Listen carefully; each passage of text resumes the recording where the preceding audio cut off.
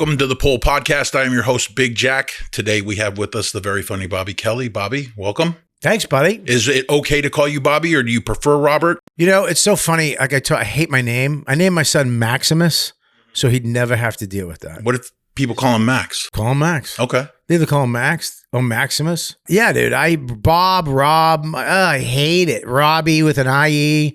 Bobby, Robert. And then you're from New York, or well, Boston, excuse me, forgive me. Yeah, please. New York is where you live, Yes. and they're renowned for, shortening people's names, right? They don't ever want to say the full name. They call me. I mean, Bob is the thing. Bobby, I guess. My friends call me. I'm trying to think. Like my wife calls me honey. Yeah. My son calls me dad. Colin Quinn and my friends call me, I guess, Bobby. I don't even know what the fuck they call me. I was trying to do as much research as I could. Not that I'm not a fan already, but I hear people call you Robert, and I was like thrown off for a little bit. And I was like, that didn't make sense. And then I'm Googling stuff for you, and I get hits on Robert, and I get hits on Bobby. Yeah, it's all over the place. Because, I mean, dude, I'm Robert Kelly, too. Yeah. Which I get a lot of fan mail from R. Kelly. I swear to God. And I reply. Oh, I'll bet. I'm just like, hey, man, thanks for the support. Yep. I'm getting out soon. Mm-hmm. God bless. I can't tell you. It was so funny that I was going to Vegas for a while when R. Kelly was the shit. And I remember just such disappointed limo drivers because they were holding up the sign that said R. Kelly. Yeah. And they were like excited. And these old black men were like, this is going to be great. And then I come down, just a chubby Irish Italian guy from Boston. Yeah. I'm like, yo, dude. He's like, oh, goddamn sorry, dude. It's Yeah. me. There goes the tip. Yeah. So much for that big tip. Yeah, go bring me to the Tropicana. I have 7 shows. we're going straight to the Flamingo. Yeah, so Yeah. It's one of those names. But you call me whatever you want. I originally was Bobby Kelly, right, from Boston. Yep. But then when I moved, the internet came over, right? So 2 things happened. SAG, I had to get into SAG, and there was already a Robert Kelly. There was already a Bobby Kelly. There was already all that shit. So I had to change my name for SAG to Robert Donlin Kelly. So when I was on TV or stuff, they'd have to do that because that name was already owned by somebody in the union. And then on the internet, there was already a Bobby Kelly, right? And I think it was like He's a doctor, I think. He was a comedian. Oh. So I'm doing a show. So I had to go by Robert Kelly because you had to get the .com, robertkellylive.com. I couldn't even get robertkelly.com. That was taken. So I had to get robertkellylive.com was my website. So I just went by that because Robert Kelly. What's your name, Robert Kelly? When they Googled me, they find my shit, right? Sure. So, and then I remember I was doing a show in Atlanta one night. There was this old guy. There was like maybe 20 people in the crowd. It was just barely surviving on stage. And this old guy was just looking at me, nodding his head at my jokes, not laughing, just nodding, like approving. And then he came up to me after, he goes, hey, you know who I am? I go, I have no idea. He's like, I'm the other Bobby Kelly. Oh, boy. And he had a satin jacket with his name on it. What, like one of those old varsity ones? Like Grease 2, you know what I mean? Like, Yeah. Like the girls had. Yeah. It said Bobby Kelly, comedian and shit. I was like, oof, all right. Should I have heard of you? I know. Well, what are you going to do? What are you going to do? Yeah. So the rundown a little bit about the podcast. I do. We talk about recovery and things of that sort. Yeah. You've been very vocal about your recovery. I have. And I think that's amazing. And I love that. And I'm so glad that you came on the show to share that with everybody. If you could just tell us a little bit about what happened. Well, I grew up, the 70s and 80s was, a real different time for kids. I had my dad was an alcoholic. He was a drug addict, Vietnam vet, came back all messed up. A big Irish Catholic family. So my parents got divorced very young. I wound up living in a 3-bedroom house with 13 people. Jesus. Me and my mom and my sister were sleeping on a mattress on a floor next to a weight bench, next to my uncle, Sean, and Tommy was on the sun porch, and David was, on another bed, and 2 other guys in the basement. My aunts were over here. My great grandmother was literally in a closet on a mattress, But we were happy. You know what I mean? No AC. Probably the happiest time of my life. Just having, this beautiful family around me. I was like their mascot, But it was the 70s, I'd go and I'd open everybody's beer, and I'd open it, go get me a beer. They used to call me Spiff because my mother used to dress me in suspenders and a bow tie. I love that. So they call me Spiff. Go get me it was back in the day where you got a nickname, remember nicknames? Yeah. We were just talking about that. Yeah. My nickname was Spiff. I like that. And my uncles, and they were kind of, that's where you went. You went to the Donlin house. So they had these big parties, and I would go get a beer and I'd open it and then I'd get a sip. And, but, I don't even know. I'm not even in first grade, right? Just getting trashed. They used to get me drunk, and they let me drive the car. Just on my uncle's lap, driving the car. Everybody's shit-faced. Going to a softball game. Definitely a different time. Yeah. Going to play the cops in the softball game. I'm driving the car with my uncle pulling up. Almost killed everybody one time. Laughing their ass off. Different time. Yeah. We'll cut to, my mother winds up meeting a guy, and we got out of there. We went to an apartment, and, I went from literally nothing. No, I didn't have a dresser. I didn't have a room. I didn't have really toys, Yeah. I don't remember any toys or anything. But I do remember, waking up from a nap and there'd be a Twinkie under my pillow from one of my uncles, my Uncle Sean. Mm-hmm. I do remember these happy moments, just being happy. But then I went to this, all of a sudden I went in, and I remember going in this room where there was a desk and there was a toy box full of toys. And I'm like, I don't know, whose is this? And they were like, it's yours. My mother and this new guy. And I couldn't, and there was this light fit, it looked like a spaceship, this light fixture. And I'm like, is that light mine? And they're like, yeah, that's your light. And I remember just flicking the light on and off, because I didn't have a light. Yeah. I could turn the light on when I wanted to and turn it off when and it was this awesome light fixture. There was a back room with a beanbag and a little black and white TV. And it was almost like, when they went into Willy Wonka and the Chocolate Factory, and they were just like, you can eat all of this? Yeah, I get it. And it was amazing. And then cut to, and I don't remember in between. I remember that, and I remember this. Waking up for a nap in my little beanbag side room in my room, and hearing screams and bangs. And then going into the kitchen and seeing my mother bent over crying, and my sister with a phone cord around her neck. Oh my God. And she was going for the phone. And then I remember this man throwing the phone at her head. And I remember my mother going for him and him punching her on the stomach. Jesus. And then I remember my mom seeing me and grabbing me and my sister and running into my sister's room. And I remember I was holding the door, and I was in kindergarten, I believe, at this time. And I was holding the door, and he was banging on it. And then he was 6'4", and he kicked the door open. I went flying against the wall. And I remember I slid down the wall and pretended I was like dead. And he looked at me and he went, "You're not hurt, you pussy. Get up." He started yelling and all that. Was he a drunk too? I don't know. I don't think so. But was he your stepdad at this point? He was my stepdad at that point. We went from, I remember being I don't remember, but I was the ring bearer, tuxedo, to this day going into this new house and this new life. And then I remember that day. Yeah, that's brutal. And that was 5 years of that. Now, I went from Spiff, everybody's mascot, being happy with a Twinkie under my pillow, to this just alone, alone. It was 5 years of abuse, and you're an idiot, and, punching and hitting and verbal, stupid, shut the fuck up, and just rage and anger, and, and then as you're going, now I'm 3rd grade, 4th grade, 5th grade, 6th grade. And that's when, you start to hit, puberty or friendships, and now I don't know anything. And then. But you had no place that was safe. No, there was no place that was safe, but there was nobody to talk to. There was nobody to help me, because I remember in second grade, I had my first sexual experience. You know, this girl, this older girl, remember, she's in her young teens or whatever. She took me into the bushes and showed me her boobs and made me touch them, and she touched my ding ding.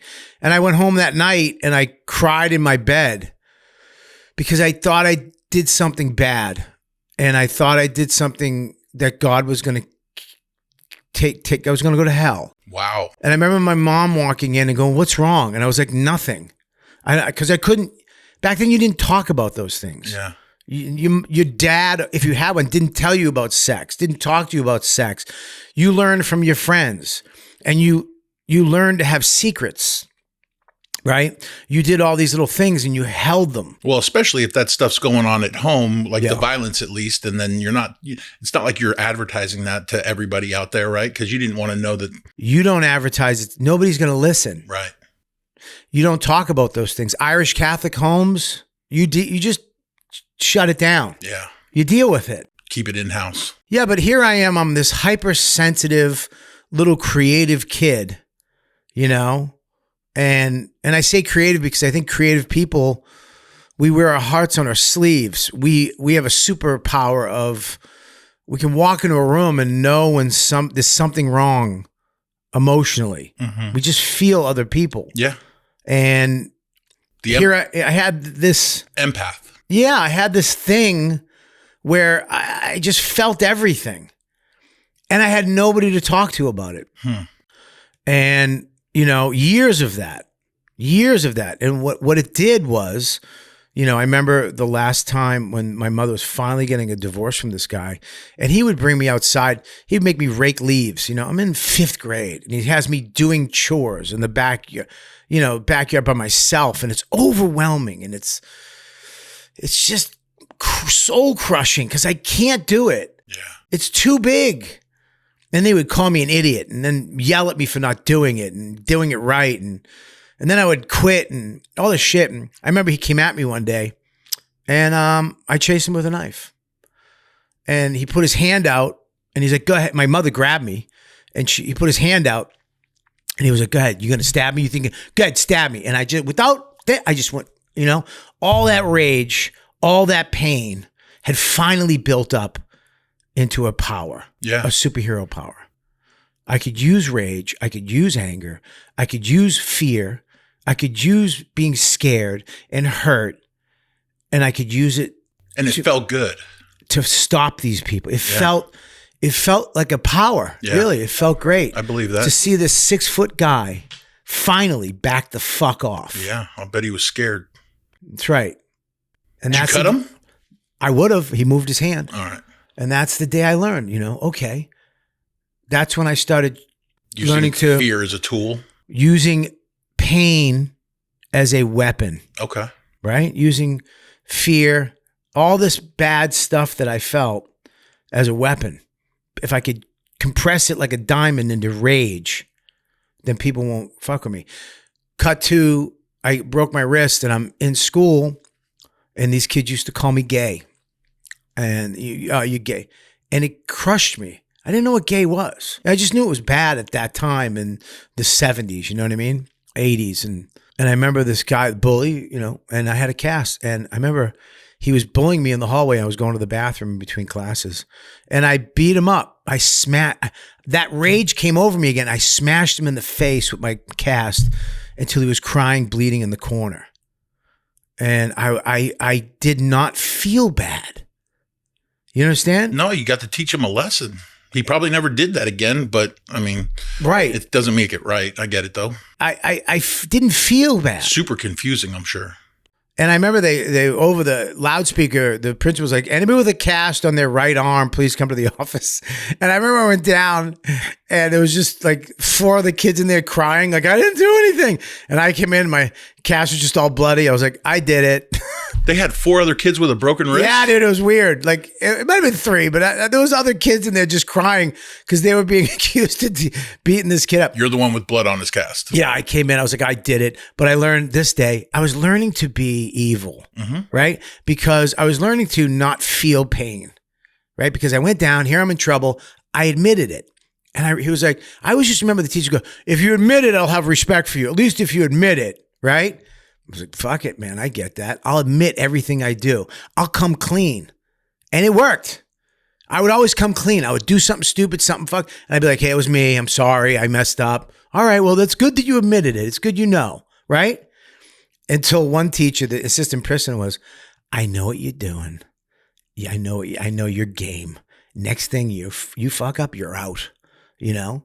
And next time I got fucked up, he kicked me out of school and I go to school. But the thing that happened to me was, okay, so just cut back a little bit. She leaves him. Now we're poor. Now we're living in a 2-bedroom apartment.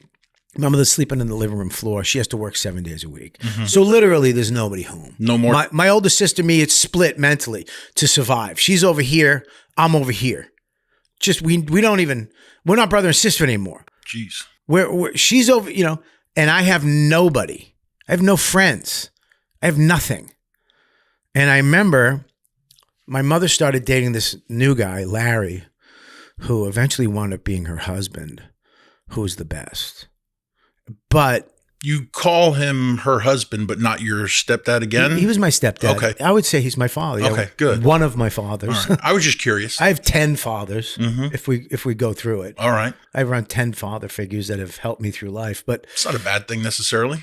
I remember like I was so lonely, so sad.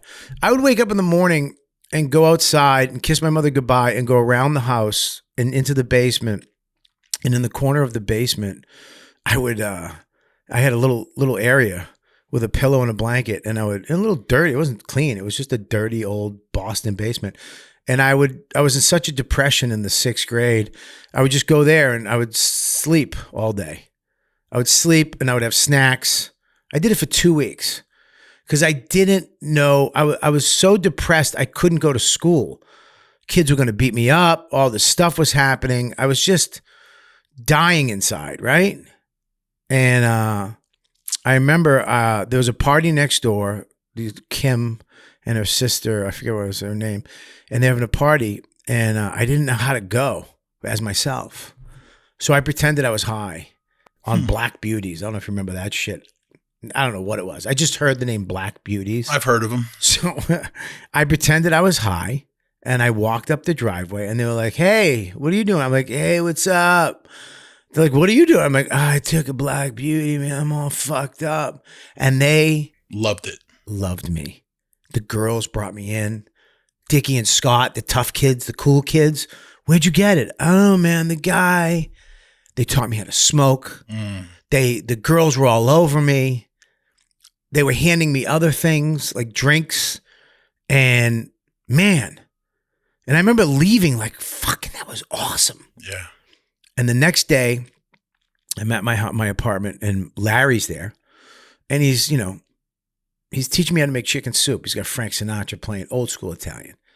Frank Sinatra playing. He's teaching me how to make chicken soup, and I'm loving it.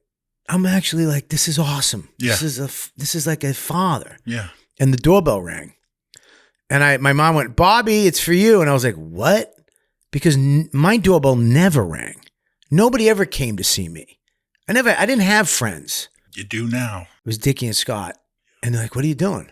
Come out and hang. And I was like, but in my brain, I'm like, I'm making soup with this guy who I'm having a great time. And he actually came over and he was like, come on and have soup, guys. Have some soup, and then you guys go out and play. And I was like, okay. And we all went in. We had bowls of chicken soup, like 2 each. And then we went out. But these guys took me down to the tracks. And they had a bottle of Seagram 7. Oh, boy. That they stole. And you're, what, about 9 now? It was like probably 11. Okay. Yeah, around in there, yeah. Now, I had dabbled before this, right? Mm-hmm. But probably regular kid shit. When I was 10, I drank and I got drunk, and my mother punched me into a hamper because I was shitting and puking in the sink at the same time. She walked in on me trying to. I don't even know how you do that. I would shit and then puke. Oh, and I was trying to take the puke and put it in the toilet. She it. came in and caught me with my pants down, and she punched me into a hamper. But she came in the next day. I remember that I was just in puke, and she came in the next day cleaning me up. She's like, Bobby, I never want you to do that again. And I was like, okay. And I didn't for like a year until I met these dudes, and we drank that Seagram 7 on the tracks. And we all puked up that chicken soup just all chicken soup all over the fucking tracks. And Bet you couldn't wait to do it again, though. it was Larry was a couple months late. You know what I mean? Just that much late, I believe. I just feel like if he was there a year before, I would have done things with him. Sure. I would have went places with him. I would have learned to make chicken soup. I would have learned to throw a ball. I would have learned to play golf. I would have learned about John Wayne movies. But it was too late because these guys came in and they were there every day. And they called me every day and we hung out every day. But the thing that I had to do in order not to be alone again and not to feel sad again and to feel safe, like I had people that protected me. These guys would fight for me. Mm-hmm. Unlike my family. These guys would talk to me, unlike my family. And that was a big deal because, like you said, you didn't have anybody prior, really. We didn't have anybody. I had nothing. I was alone in a basement trying to fucking not exist. Right. And now all of a sudden I have these kids who are calling me every day. We're hanging out every day. And they were the cool kids. They're the cool kids. But the thing I had to do is I had to do whatever they did, which was drink and use drugs. So whatever they were drinking, I was drinking. Whatever they were putting in their mouths, I was putting in my mouth. Whatever they were smoking, I was smoking. It's just the way it was. Sure. I hated alcohol. I hated. Who the fuck likes drinking Seagram 7? That sounds terrible, honestly. Oh, I'd fucking a root beer or fucking whiskey. Suck it. If you tell me whiskey's better than a fucking Shirley Temple, you're a piece of shit. You're lying. I love a Shirley Temple. This segment of the Pulled Podcast is brought to you by Creekside Recovery. So what happened after that is once I found these guys, I had to upgrade my guys. Yeah. So I found this other kid, Bobby Sacchetti, who was a little cooler, or he was over where I was going to school, and then I found, back in Boston, I don't know if you know what this is, but we didn't have gangs, we had parks. Mm-hmm. So, and we were very segregated. Like the Italian kids hung out at Tufts Park. The Irish kids hung out at North Park. The black kids hung out at Duggar Park. And that's where you were. That's where you went, right? So I hung out with the Italian kids at Tufts Park. And, but it was almost like being elevated from these two guys to Bobby Sacchetti, and all of a sudden I met this kid, Frankie Policastro, who hung out at these parks, and that was my in. And I remember the first day I hung out with this kid, he gave me a Valium. Oh boy. I was in 7th grade. So now you're mixing booze and anything I had to do to not be alone, to not feel fucking vulnerable, to not be abused. These guys protected me, So now, I remember he gave me the Valium and she goes, chew it. And I chewed it and I was like, this is disgusting. And I spit it on the fence. And he goes, what the fuck are you doing? And this big loogie was hanging off the fence. And he's like, eat that. And I'm like, ugh. And I just picked this blue and I put it in my mouth. He goes, swallow it. He goes, that's the Valium, you fucking idiot. And anything I had to do. Sure. And I remember he would take me down to this park.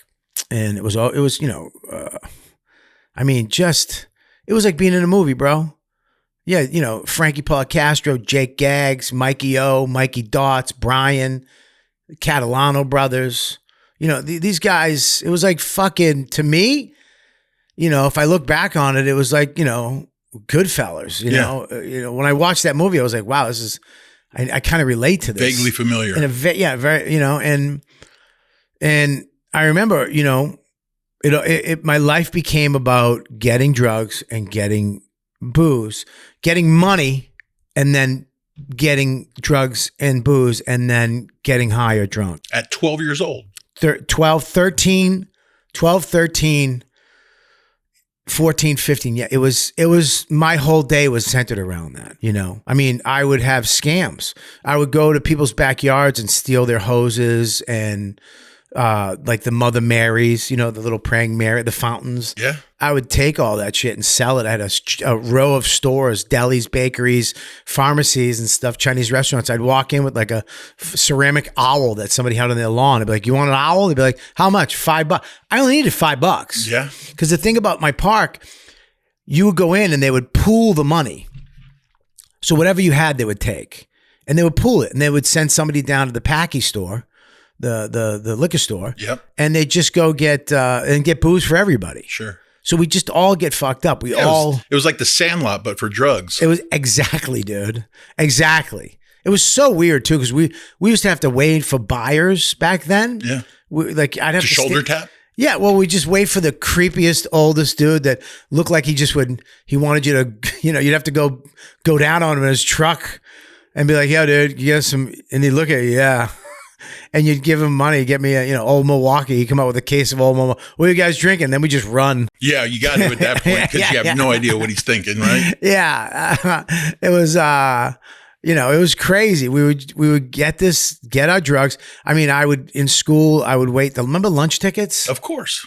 I would wait in line. We'd hear lunch tickets because I didn't get them. And steal somebody else's. Well, we just go to me and this kid Bobby Sketty would go there and we go give us we just force kids to give us a lunch ticket. One, just give us one. And be like, all right, and they give us one, and then at lunch we go to the people who had the $1 because lunch was 85 cents, and be like, here, take this lunch ticket, give us your $1. You're only lending us 15 cents. And like, all right, and we make our money. So we make that. All that money was to buy drugs. Yeah, but you were hustling. We were hustling at 13, 12, 13, just to belong to this group of people. Yeah, the park.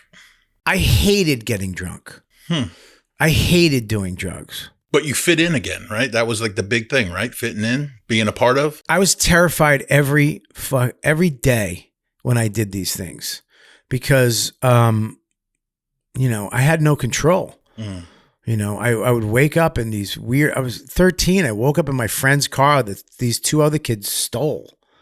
And they just couldn't get me out of the back seat because I was passed out. And they were like, if you tell him it was us, we'll kill you. I was hanging out with just violent people. Yeah, I was going to say stealing cars at 14, 13, 15. But I was never that guy. I was never, I was pretending to be that guy. Sure. I was pretending to be this, I guess. But you hit a lot of consequences as a result of it, right? So. Well, that's the thing is that, I went to jail for the first time at 13. And, that was I remember, having to take my clothes off and bend over in front of a man and then do jumping jacks and then taking a shower with other, boys at 18. They were 18. I was 13. And then, being in a room with metal bunk beds. I remember. It's demoralizing. It's demoralizing, but there's no hope. Hope is gone again, And, I remember my mom, my bail was $10 and she wouldn't pay it. And it's because a judge told her to let me go through the system. Let these things happen. If you keep bailing him out, he'll never have a chance. And I remember she came to the cell. I remember it was $10 and she's like, I'm not paying it. And she was crying. She was shaking, crying. And my uncle Sean had $2,500 cash. She's like, Kathy, I got it. I heard him say it. She's like, no. And I'm like, why? And then I remember they brought me to the cell downstairs and I'm 13. Go look at a 13-year-old. Go look at a 13-year-old kid. I'm in the cell and my mom comes down crying. She's like, Bobby, I'm sorry. And I'm just like, why? Why are you fucking... I don't know where I'm going.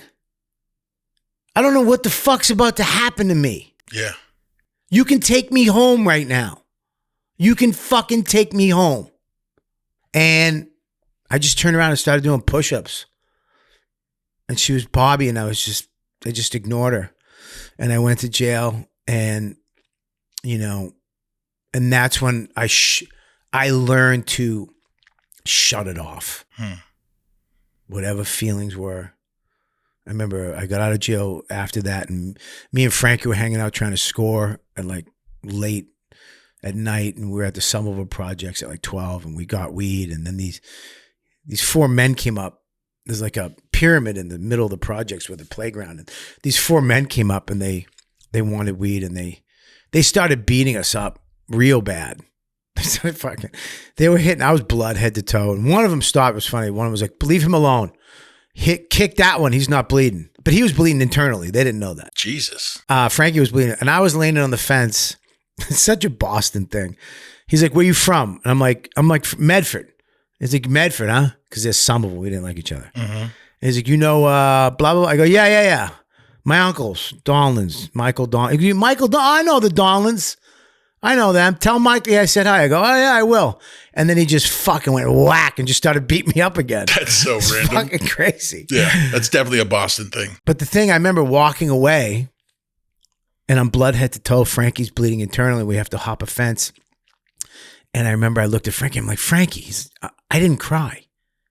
He's like, what? I'm like, I didn't cry, man. I just got the shit kicked out of me. And I didn't shed a tear, bro. He's like, good for you, kid. I'm like, fucking awesome. That was like a badge of honor. Sure. I shut it off.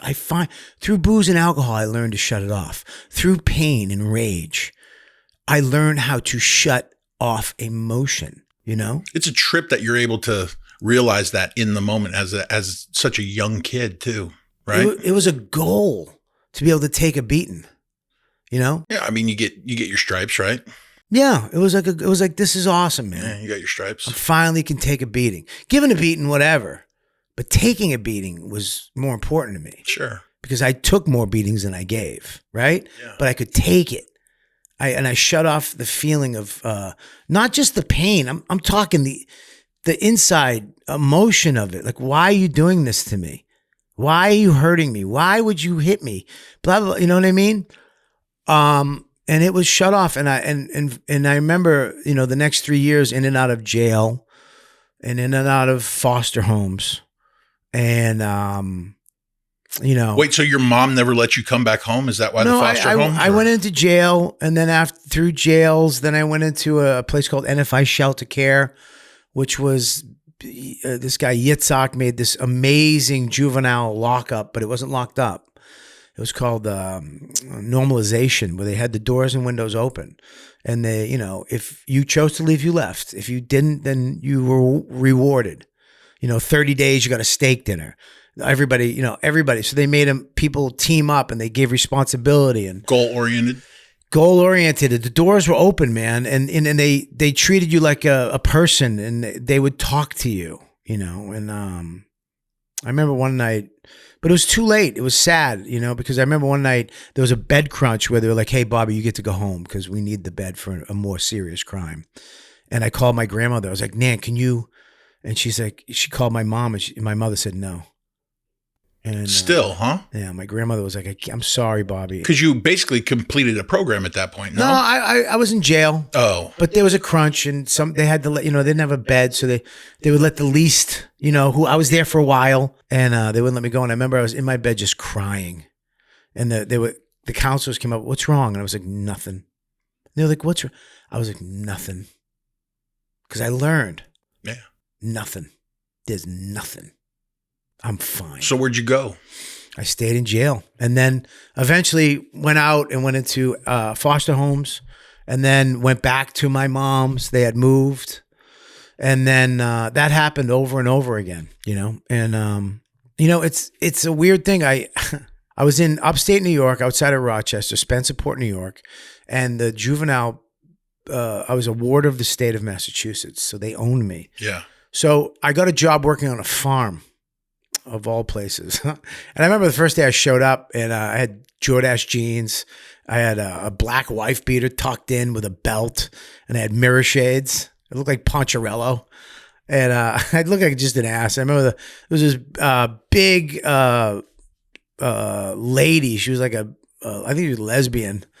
She had overalls. I mean, she fucking kicked the shit out of me. Mm-hmm. And she walked up and just looked at me and laughed. She's like, God damn it. And she went, you know, go in there, and what's his name's going to show you how to clean the stalls. And I had to clean shit out of stalls, and sheep stalls, goat stalls, cow. Yeah, but you know what? I fucking loved it. I Hmm. wound up loving it.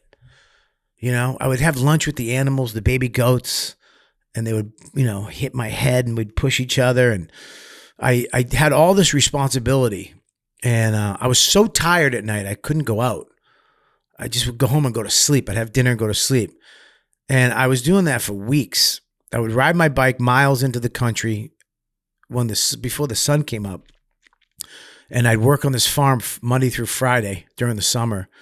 And I learned so much stuff about animals and farming. And, I would go get my eggs out of the chicken coop and make breakfast. And, and then, there it is. These kids, because my MO, I moved around so much from jail. My parents would always move, so I'd have to. My thing was this: first day of school in a new school, get in trouble, go to detention. Those are your friends, right? And I would always have weed. So anytime I went to a new place or a new school, I'd have weed. So I'd get in trouble, go to detention. Hey, what's up, man? You want to smoke a joint? That's a learned behavior right there. Fuck yeah, let's go. And now I got friends. I'll never fucking be alone again. Through drugs and alcohol, through all this shit, I know how to not be alone, right? And how to be cool, get in trouble. Who gives a shit? Shut emotion off. Fuck everything. And I made those friends again. And sure enough, they hit me up and they were like, we're hanging out. And we went and I drank a half a bottle. At this point, I could drink a lot. I was 15. And I drank a half a bottle of white label scotch. I one-sipped most of that. I learned how to drop my tongue so that the alcohol wouldn't hit it. So I didn't taste it. If you don't taste it, you wouldn't get sick. I was going to say, for somebody that likes Shirley Temples and root beer instead of... I hated it. Yeah. So I learned Jake Gaggs used to teach me how to, like a SoCo, Southern Comfort.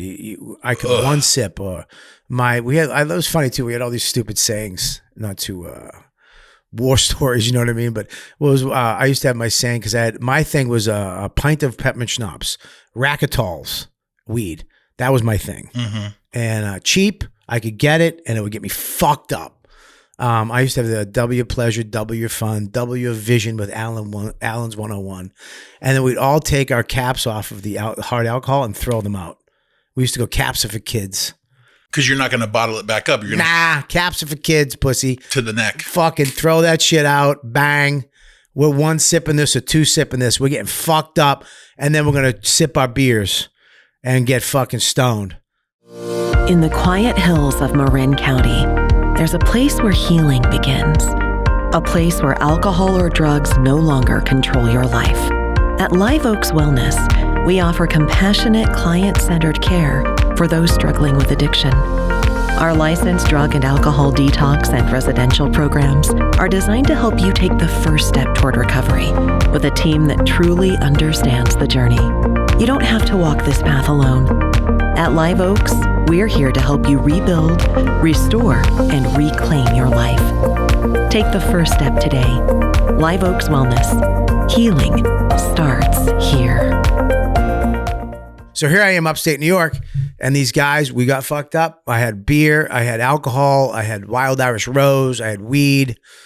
And I remember Irish Rose. Wow. I got a buddy that drank that stuff. I loved it. Yeah. $2.50 a bottle. Yeah. And it messed me up. Probably the worst hangover in the world. It was the greatest because at 13 and 14, when I didn't have money and I'm selling ceramic owls and hoses, it was perfect. Yeah, you didn't get $2.50 for a hose, right? No. You get like maybe $1 or $2, right? Yeah. Maybe $1. But I'm fine, But I remember I drank all this alcohol.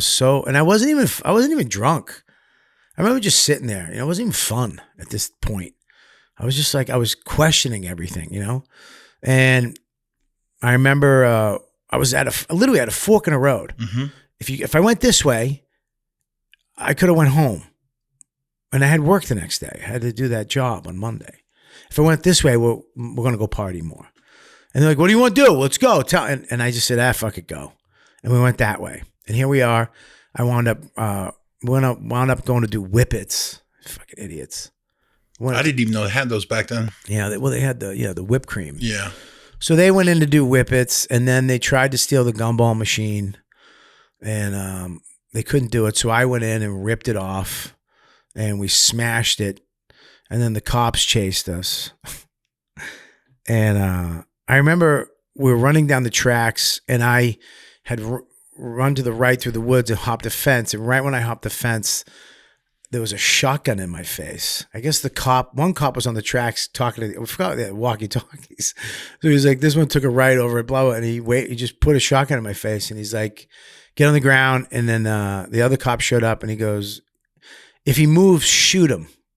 And I literally remember going, it's gum. I'll say, fucking. That's what you said to him? I went, it's gum. Fucking shoot me. What the fuck?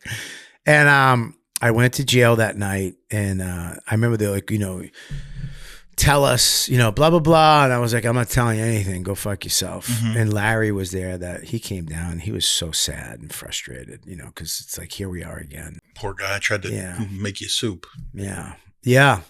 Teach you how to make some soup and and here listen I was. To some good music. The thing was, though, is that couple weeks or months that I was, working on that farm, that me and him connected again. Yeah. Me and my mother. I remember me and my mother were walking down the street and she held my hand. I remember we were going to the bank to put my money in from this new job. She was going to help, and she opened up a bank account for me. And I remember she held my hand. I can feel it today. And then here you are doing it again. Here I am again. Right? Yeah. And I remember they opened the door. They were like, you have to tell, I'm not telling you anything. And they opened the door, and those two tough guys crying, ratted me out, told them everything. And they were like, well, too late now. They already ratted you out. They already told that it was you. Crying, their fathers, they were just crying. I mean, hysterically. And I went away. I went away again. And I remember I went to the worst juvenile jail, was in Rochester, that I've ever been to. And I remember getting into the cell. And I remember getting on my knees. I was raised Irish Catholic, but never.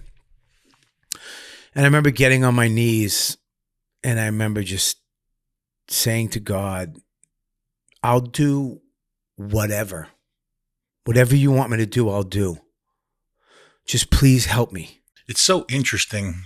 I hear that so many times in so many different ways that like it always comes to that. And it's not a foxhole prayer at that point. It's one of those things where like it's sincere. Well, this is why it was different. It wasn't get me out of this jam. It wasn't help me out of jail. I said, help me not drink and drug anymore. Because for the first time in my life, I put it together. Yeah. I wasn't drinking. I was working. My mom held my hand. Yeah. Me and Larry were going to concerts together. You opened a bank account. Opened a bank account. I felt pride. Yeah. I felt like I belonged. I didn't feel alone. I had responsibility. Sure. And here I am back at this with those fucking guys. With those who don't care about me. That just ratted you out. I thought that they all cared about me. They weren't.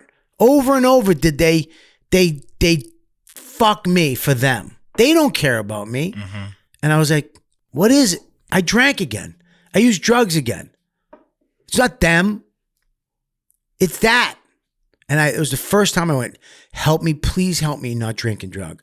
Please help me get out of this. And it's so weird.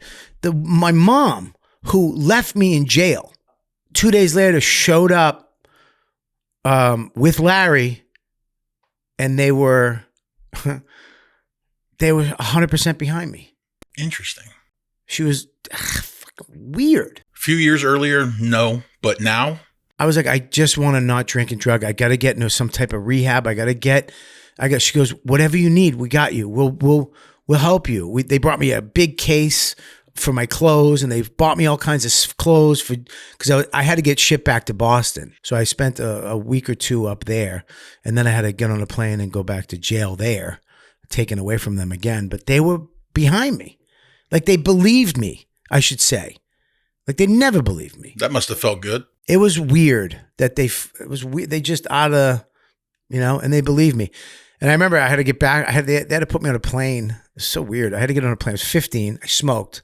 And I had a pack of Marlboros. And I remember asking the flight attendant for a light. Mm-hmm. And she was like, okay, yeah, sure. And this flight attendant went up and got me matches. And I'm just chain smoking Marlboro Reds on a plane at 15. It's great. So I'm so glad I got to do that in life. Like I have that memory of just smoking on a plane at 15. When I was a kid, I remember seeing the ashtrays, but I never got to use them. Dude, I used it. Yeah. I fucking used mine. Was overflowed. I'll bet. And I remember the saddest part, they were so cool to me. And then when I got off the plane, there was 2 state troopers waiting for me. Ugh. And I was just like, hey, ladies, take care. And I just turned around, put my arms behind my back, and they were like, what? And they just took me away. And but that's when it all changed, man. That's when I went back to the road back, which was this amazing. I had to go to jail. Mm-hmm. You know. How long? I forget. You know, it was always months, you know. But it was you know, jail is a weird thing as a kid, you know. It's like having no choices, like having that type of freedom taken away from you and becoming that just that thing at 13, you know. It was just like the place that they took you in Boston was up at Danvers State, was an insane asylum, and they gave over the morgue to the juvenile lockup system for what they called That sounds terrible. it was terrible. It was called intake. So all the kids that came from court went to this insane asylum up in the woods in Danvers, to the morgue, the old morgue, where they had an intake. So you'd go in there with all these other juvenile delinquents.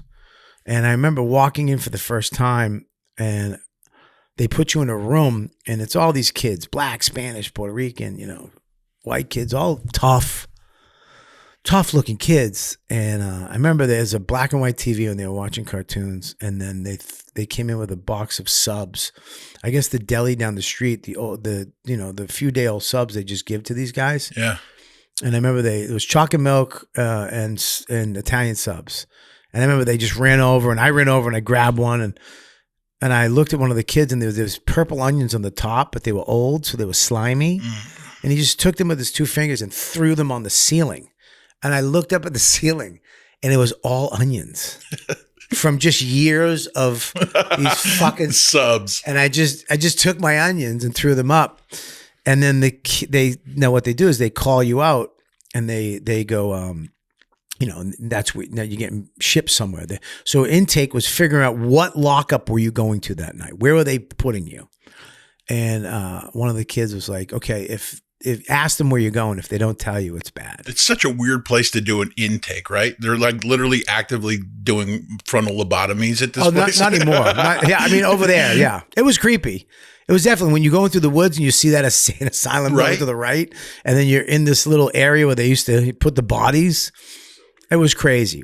It was nuts. But I remember going in, and before they shackled me and handcuffed me, I asked them, you know, where am I going? And they were like, and they just looked at me. I was like, fuck, I'm going somewhere bad. Yeah. And I went to Charlestown Y, which is no longer there, but it was terrible. It was a bad lockup. That's probably why it's no longer around. Yeah, a lot of those places, you know.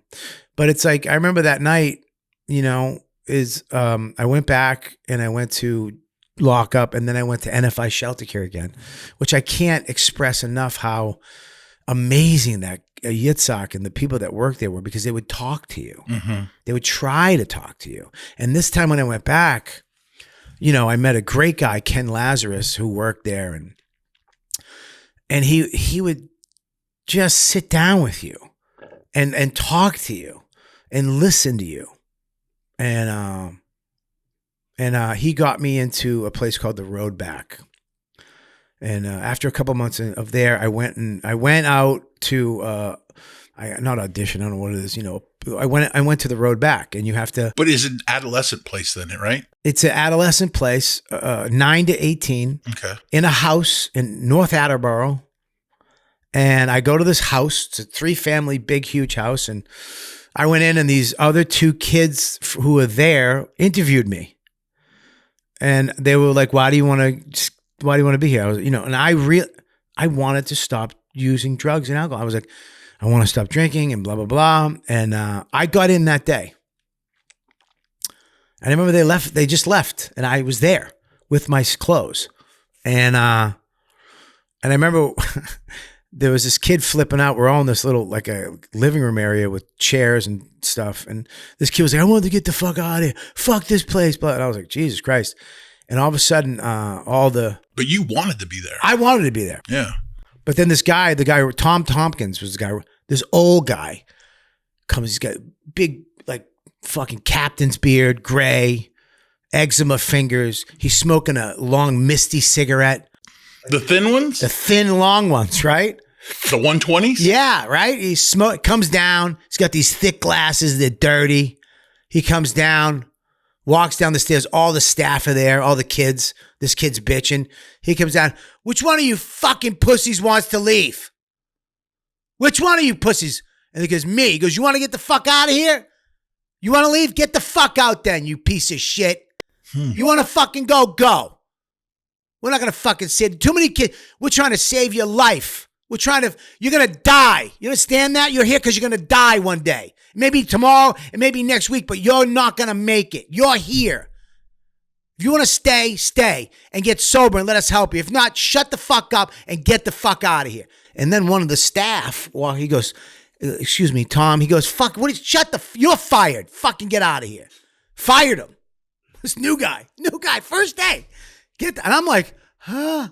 That must have left an impression. And the kid starts crying. And he's like, of course. He goes, do you want to stay? He goes, I want to stay. You want to get sober? He's like, yes. Okay, great. Then let us help you. And he goes, where's Kelly? I'm like, fuck. He goes, in my office. I'm like, oh, shit. I'm going to have to suck this guy off or something. I'm going to have to, this fucking, fuck, right? And then I remember he brought me upstairs and he was the nicest guy ever. And he was like, sit down. And well, there's a difference between somebody that is threatening to leave and then somebody that actually wanted to be there, I would think. Yeah, he was this guy who had drugs and alcohol took away everything from him. And he started this program to help kids. And you know, he helped me you know, secrets are deadly to us. Mm-hmm. You know, having these things that we try to forget about or not think about is one of the reasons you drink. One of the reasons why I drank, why I use drugs, because of the pain, because of the secrets, because of things that have happened that I never talked about, or things that went down, or, you know, all these moments. Because if you look at the steps, those are trying to, right? Let's deal with these things, these secrets. Mm-hmm. Let's get them out. Tell somebody. And it's gone. I believe it's like equivalent to shame somewhere, right? If you're not talking about it, it's because there's shame there. And when you're stuffing that shame down. You have shame and you feel terrible. That's why I hated Game of Thrones. Shame. I heard that my whole life in my head and I hate it. But yeah, it's like, I remember he said to me, what's your I think it was the first day there. What's your secret? I go, I don't know what the fuck you're talking about. I'm a kid from the street. What the fuck? I don't know. What's your secret that you never told anybody? What's that thing that you carry around that you've never said to anybody? And I said one thing. He goes, no. Now you've what's the thing that you think about every day that you never told anybody that fucking crushes you? That you're scared to tell somebody. And I told him. Which was? I told him, I go, me and my friend jerked each other off in a shed when I was younger. And he went, hang on one second. He picked up the phone. He goes, get me Mark and Tommy up here right now. And I'm like, whoa, what the fuck you doing? And he brought these two kids up and he goes, you ever jerk off one of your friends? Yeah. You ever touch your friend's dick? Nah, but you saw me jerk off. Yeah. I was like, he goes, yeah, dude, that's normal. Yeah. You're a kid. You don't know what that is. What are you talking about? You're not 23 jerking your friend off. Right. You were a kid that didn't know about sex. Nobody taught you about it. And I was like, I was a kid. I didn't know what I was doing. I didn't understand any of this stuff. And nobody talked to me about it. And nobody said it was okay. Nobody told me I was okay ever. Except this guy. Yeah. That thing was gone. This segment of the Pull Podcast is brought to you by Heartwood Home Detox. That's why I love the rooms of recovery in general, because they talk about stuff at a group level that, you know, normally most people would either be ashamed to say out loud or not want to admit it proudly or anything along those lines. And then they just kind of like, it takes the sting out of it, you know, it really does. And it kind of brings it down and like, I'm not different. No, I'm not different. No, you're not different. And, you know, it's funny. You go to a meeting like we went last night and you're in a room, I don't know, it was a small meeting. And you all of a sudden you're hearing these things from all these people that I would never talk to. I would never acknowledge, we wouldn't be friends. But all of a sudden I'm listening to this old lady on a couch with books behind her, and she's saying shit. And I'm like, fuck, I feel that way. Right? And it is that relating. It's that you're not alone. You're not alone. You're not unique either. You're not unique. You're not alone. It's okay. You're all right. It's going to be all right. Just say the fucking thing. Right. And it's like that day I learned that, it's that, those steps, man, admitting your wrongs, telling another person, going through, making an inventory. What is making the inventory? It's what he did with me that day. I made an inventory later on and got rid of all that baggage. I was thinking about this yesterday. I'm replacing, right, all those negative memories with positive ones, right? My sponsor used to say this all the time. You can't just take a brick out of your wall. You can't just take a negative brick out of your wall. You have to replace that with something positive for a good foundation, Yeah. That's a good analogy. I like that. And I've over the years of being sober. Otherwise the wall's going to fall, right? It's going to fall down, man. You can't just take all this negative. Got to put something else in there, And a lot of things that I've put in there is like, I have a family now, Like I can come to this town and remember the time I came here with my wife and we rode bikes over the goddamn bridge and didn't understand how far it was, and got here and went to that bakery, sat down, had a sandwich, and then jumped on the ferry because we weren't riding back because we were too chubby. So instead of having the memory of when I was here and I got fucked up and I got arrested, because of my sobriety, because I can live life now, because I can enjoy myself, because I have connections with people, because I truly love people now and they truly love me, I have beautiful memories now. I have more good memories and more positive memories than I do these negative things. And because I let go of all I did the steps and I continue to do those steps, that, even the emotional hangovers from the, outburst I did yesterday, or if I raised my voice or I yelled or I did something, I can say, that was wrong. Like that now. Yeah. Instead of 5 days later and calling my sponsor, I can immediately go, I was wrong. Spot check inventory. Spot check inventory now. No emotional hangover, right? I can have like the other day, my wife, I had to drop a deuce. I was going to die. I mean, a tail was coming out. I was like, but honey, we got to pull up to this hotel and I got to run in. I can't check in. I'm going to embarrass myself in front of my son. I got it. And she's like, well, just pull up and I go, no, I got to go. And she's like, I raised my voice. I was like, listen, I got to get in there and take a shit. And my son, I pulled over, I got out of the car all angry. And my son walked out, he goes, Dad, you don't talk to mom like that. And I went, You're now, right. Where I'm from, a father would have been like, you don't fucking talk, you never talk to me. I'm your father. Get the fuck in the car, shut your fucking mouth. I'll talk to you any way I want to fucking talk to you until you're fucking 18. That's the difference, though. Until you're 18, then you shut the fuck up. Watch him. That's what I grew up with. Sure. I went, you're right. Uh-huh. I messed up. I'm just anxious. Mama, I'm sorry. I love you. I shouldn't have talked to you like that. And it was so funny because she was like, yeah, okay. I was like, all right, I apologize now. She just passive aggressive. Maybe you should get a program too. You know what I mean? But I just apologized in front of and he was like, okay. And I was like, I went to the bathroom. I almost cried. I was like, my fucking son knows right from wrong, man. My son knows right from wrong. My son feels comfortable enough to call me on my shit. Well, you know what it is you're breaking that generational curse, like you're the change agent here. Yeah. My son is 12 and he hasn't had a sexual thing. I've talked to him about puberty. I've talked to him about sex. I've talked to him about having a girlfriend. I've talked to him about, drugs and alcohol. He doesn't want to have any of that stuff. He doesn't even have a desire to have that. I've talked to him about self-esteem. I've talked to him about feeling lonely and sad.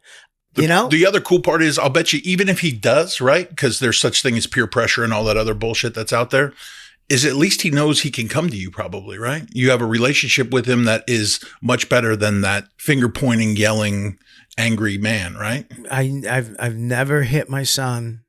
Have I raised my voice? Yes, because he is a fucking knucklehead sometimes, right? But I've also discipline is, yeah, it's a fine line, but it starts with love, right? Sure. And it's funny because all like Ken Lazarus, Dick Marcotte, my first sponsor, iron worker.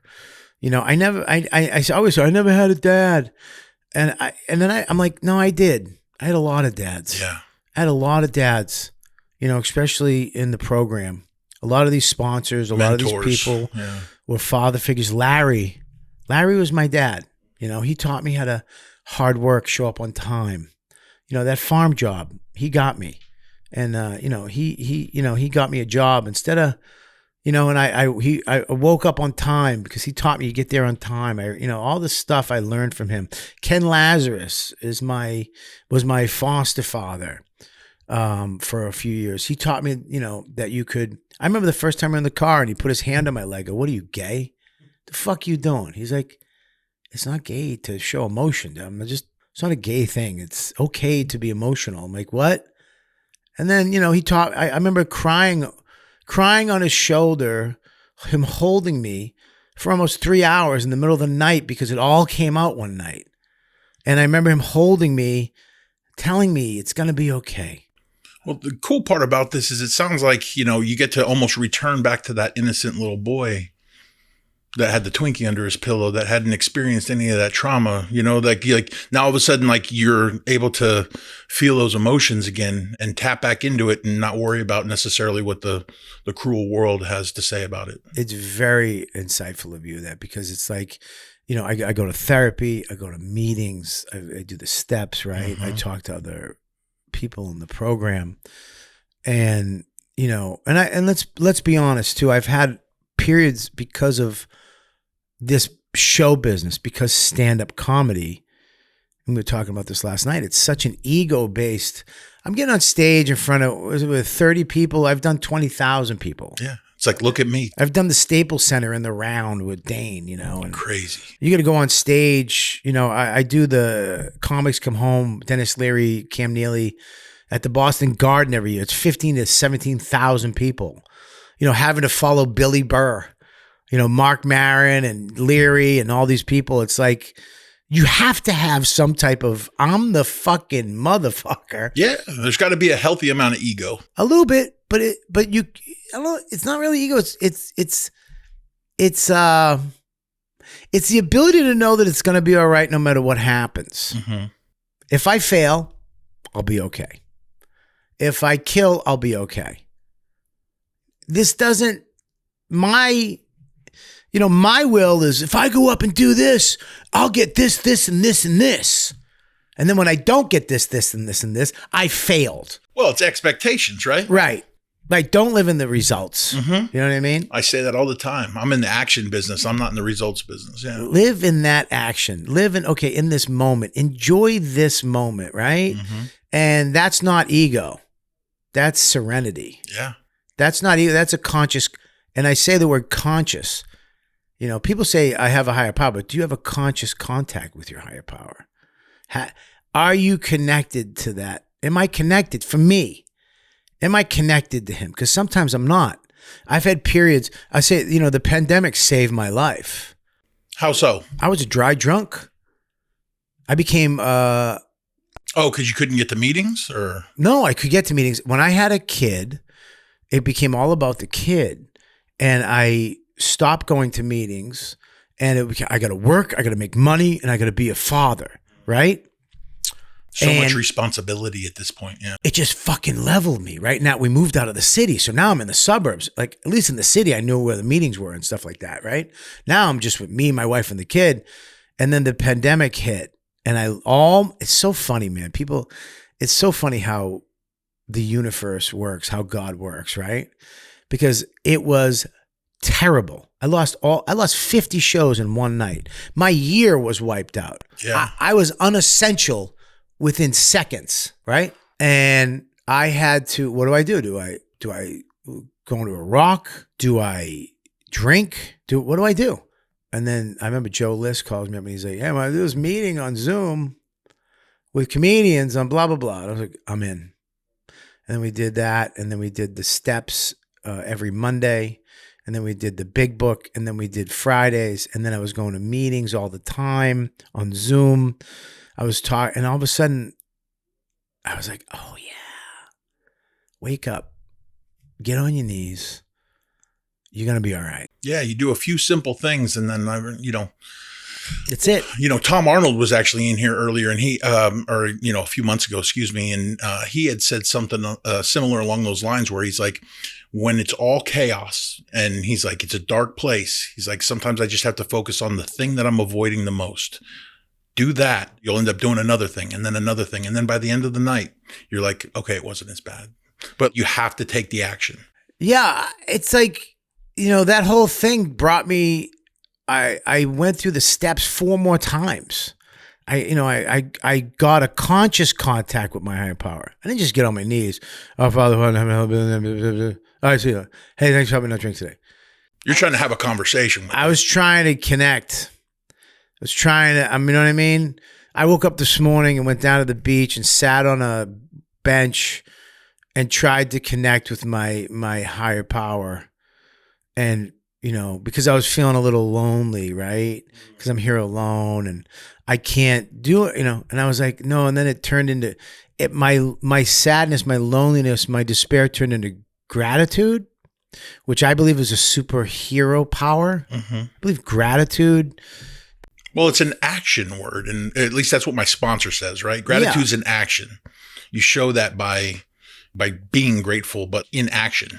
Yeah. Well, whether it's service or whether it's, smiling at the person walking by or picking up that piece of trash, like that's all gratitude to me. Well, it's usually a humbleness, like looking over that ocean, looking at this guy swimming and realizing that I'm here for something like this and where I was. And then and all of a sudden that I'm humbled by this. And then all of a sudden I just started becoming grateful about all this shit. And then I was happy. Yeah. And now I'm smiling. Yeah. And now my alcoholism was talking to me. As soon as I wake up, it's right there. Right there. Hey, dude, we get is there a massage parlor?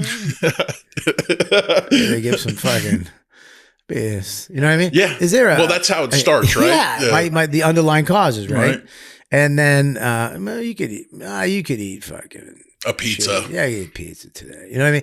And then, now I feel like shit. Now I'm disconnected from my higher power. There's no gratitude. Now I feel lonely and sad. And then I go back to the room and I sleep. It's those small permissions, buddy. Yeah, it's the small permissions you give yourself on the other side that just get you out of it. Yeah, absolutely. I mean, Simple. It goes both ways for sure. Yeah. Yeah, it's like a simple phone call to somebody. I always tell somebody, call me, dude. Call me. I'm here. You don't have to be alone. And a lot of the times it saves us too, right? Like I'll get a phone call and I'll be like, thank God. Like the timing of that stuff is too funny too. Oh, they don't realize that, dude, this is not about you, bro. No. This is about me. Yeah. I'm going to help you. But this is about me keeping humble, look, when I first got sober, I got sober in Boston. I used to go to men's meetings, and I'm talking men. That's a hardcore bunch right there. Dude, we're talking bank robbers and dude, iron workers, fucking construction workers, old school salesmen with the little fucking pen thing. Mm-hmm. You know what I mean? Yeah. The short sleeves Pocket in the protector. summer. Yeah, these old school vacuum dudes, and I went to a meeting on Monday nights. It was at my sponsor's house. He was an iron worker, and it was from 7 to whenever. I went to that meeting for 5 years straight, from 7 to whenever. Step meeting. And that's when I would look across the room and see, these men, just men. Mm-hmm. And they would talk about emotions and God and sobriety and going over the third step and, letting go. And I would just, my sponsor, every time I went to him, he would say to me, what would God do? I'd be like, what? That's so profound. He's like, there's no gray area, bro. Dude, if you can train your brain to ask that question at those moments, you're good. Yeah, he said there's no gray area. There's either black or white. You say any question you have for me, just say, what would God do? And you can answer it if you wanted to. Yeah. Come to me, talk to me, but what would God do? And I was like, fuck, I know it's this, but that feels better, you know? So it's, I don't know, dude. It's a wild ride. Was it September 3rd? It's 40 years. Congratulations. Of sobriety. That is amazing. And, so you're almost 55. Yeah, I'm 55. October 10th. September 3rd, it's 40 years. Yeah. And but here's the thing, dude. I'm not touring the world speaking for AA like I thought I would. You know what I mean? And that's okay. No. You still bring a lot of joy to a lot of people's lives. And listen, we're a podcast that's based in this. And like, who would ever thought that you were going to be on a podcast talking about this? No, but my point is that I'm still fucked up and it's okay. You know, I'm not a... But you're not more fucked up than anybody else. No, I'm not. It's fine. You know what I mean? I go to meetings. I've had these ups and downs in the recovery, but I never drank. Yeah. I never used drugs. And I always tried to get back to God, and I, went to meetings. And, right now it's beautiful right now. It's a beautiful time in my life, recovery wise and the people wise. But my point is that, it's hard. It's ups and downs. It's not perfect, No, it isn't. But it's okay. It's worth it though. Buddy, it's crazy. Yeah. It's crazy. And it's crazy that I have all these friends in this business that are sober. And we're just hunks of shit. You know what I mean? I disagree, but yeah, I know what you mean. But a little self-deprecation never hurt anybody. Yeah, exactly. I mean, Norton, Voss, it was garbage. Yeah. Me, and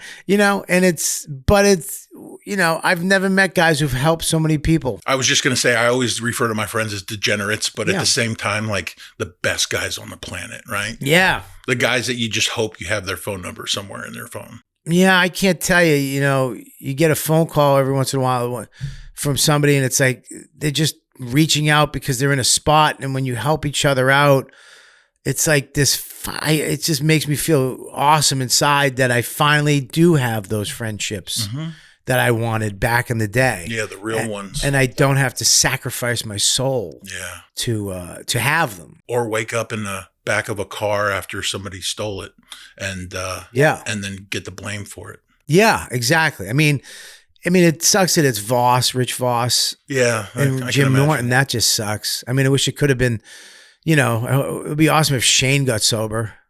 That'd be great. I'm not going to open the Chuckle Hut.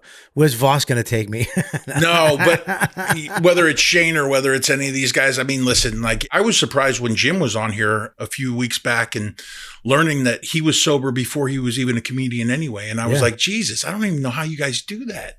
That whole stage fright thing, that bomb, because every comic's bombed before, right? Every comic's, been embarrassed before. Like it's and at a level like that, I would have thought that that's what fueled your addiction. The one thing that people have to be careful too is the underlying causes they talk about in the books. There's, sex and food, and there's all these other addictions that can fuck up your life. There's a point where you do have to, hey man, I'm going to take care of these too. There's people that don't, but there's people that do. Yeah. And for me, I wouldn't have my wife right now if I didn't deal with that. Mm-hmm. That was an underlying cause. Yeah. Yes, I was not using drugs. I was not drinking. I was going to meetings. I was praying, but I was also, trying to hook up with chicks all the time. Right. And then when I stopped doing that, what did I do? I went to food. I'd go to some town and instead of fucking something, instead of eating, instead of smoking or snorting something, I'd order fucking $70 worth of El Polo Loco and be a fat tub of shit in a hotel room by myself, What does $70 worth of El Pollo Loco look like? Let's put it this way. The lady, when I was leaving, she went, "Excuse me, sir, is this all for you? Is this your family?" I had to lie to her. 7 buckets of chicken? I lied to her and said, "No, I'm bringing it back to a party." It was me alone in a hotel suite. Yeah. And I put a towel over my stomach. I got down to my tighty whities No, I think I had canary yellow fucking bikini underwear on, and I put a towel over my stomach as a napkin. No different than a relapse, except for the fact that at least it's not alcohol or drugs. I mean, but it got to the point a few years ago, the guy was like, you're going to die. You're pre-diabetic, and you're going to be gone. And I'm like, fuck. I don't want to die. You know, I have a joke in my act about it. I was like, I don't want to, you know, because that sucks. I'd rather die from drugs. How'd your dad die? He was doing fucking blow with Chappelle at a show, and he fucking over. Do you know what I mean? Right. How'd your dad die? Food. He died from an OD on what? Appetizers. Right. Exactly. So I had to take care. That was a tough one, dude. You know, it was a tough one to, you know, fuck.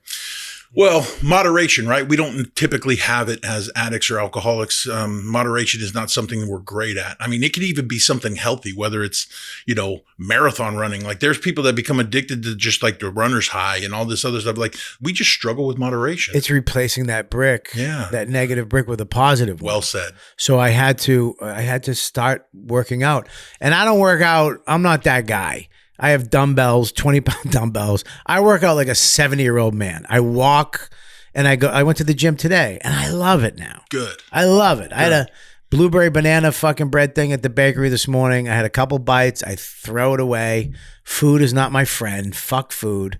My motto is fuck food. It's not my friend.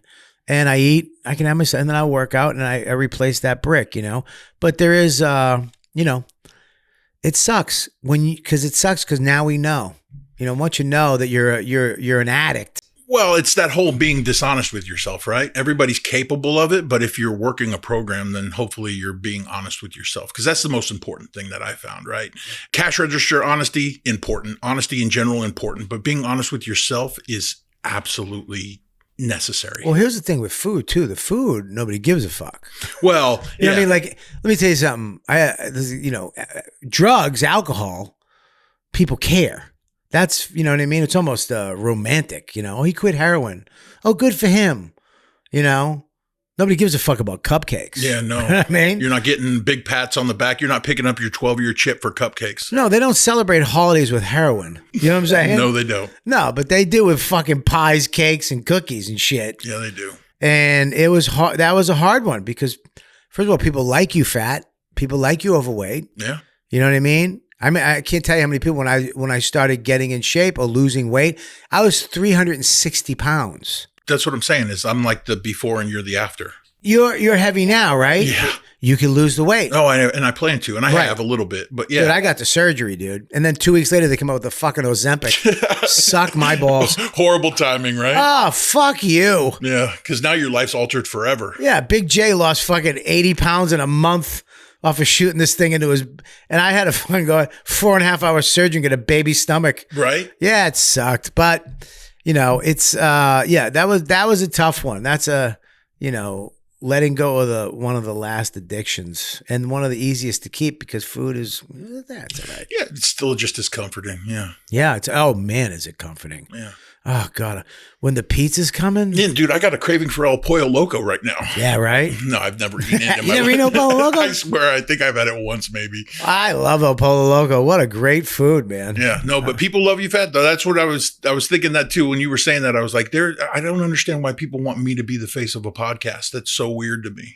Why? You're a good looking dude. Well, I appreciate that, but you're also biased because you have a bald head. You're literally me. Goatee, yeah. Yeah, we're different versions. That's it. Yeah. I'm the younger Bobby Kelly, which is an honor, by the way. Let's not get carried away. Okay. But the thing is, I have fantastic skin. Listen, we both, like Colin Quinn said, because what are you, Spanish? No, everybody says that. I'm German, Irish, and Welsh. Okay. And this is what Colin Quinn said, because I'm Irish too, Irish Italian. And Colin Quinn said, and this goes for you too, that your great grandmother got raped on the Khyber Pass. And that's that's somebody way back in the day got sexually assaulted to have me and you. Yeah, exactly. Yeah, we're not Irish or Scottish at all. That's why I refuse to do 23andMe. It's just be bad news. Somebody on a horse that lived in a what are those yurts? What?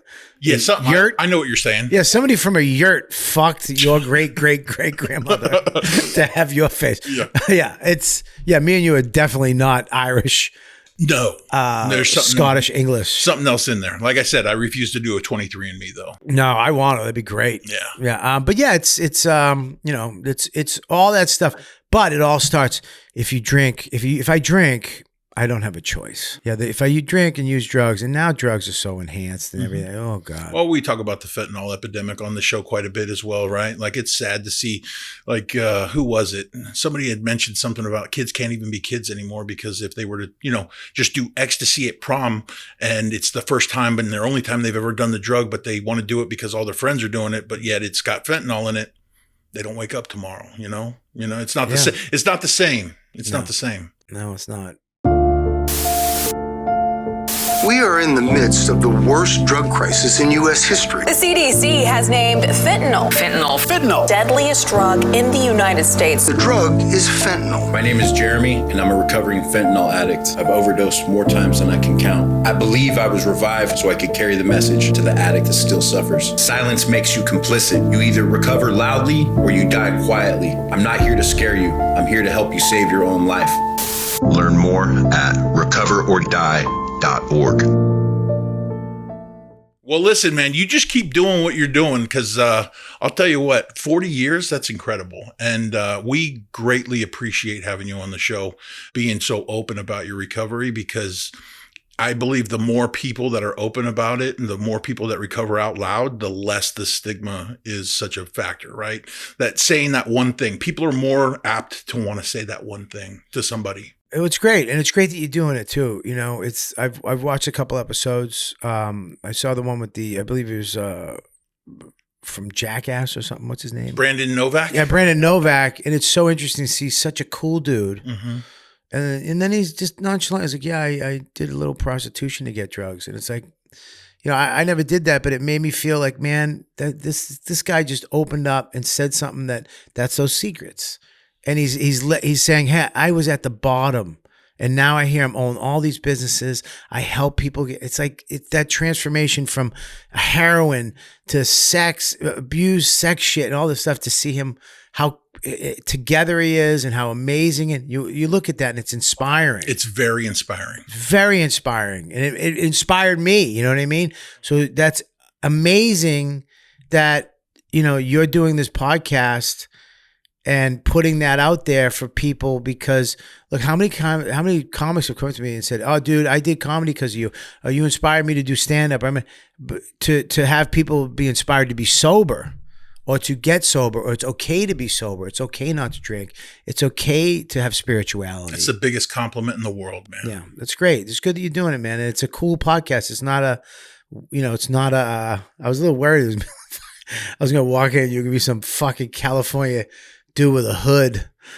Just be like, hello, Robert. Hello. You're gonna have some fucking stupid ferret running around. Well, we wanted to bring out the sound bath and the singing bowls and like all the the incense and the nag choppa and all that. So yeah, well, it's good. I mean, I like it. It's like me looking at me, and sure. You got a smoking hot blonde giggling at us. Yeah, no, that's not a bad thing. You got a fucking cool looking twink over there too, fucking hanging out. Yep, just cucking in the corner. Yeah, that's your next podcast. There it is, cucking in the corner.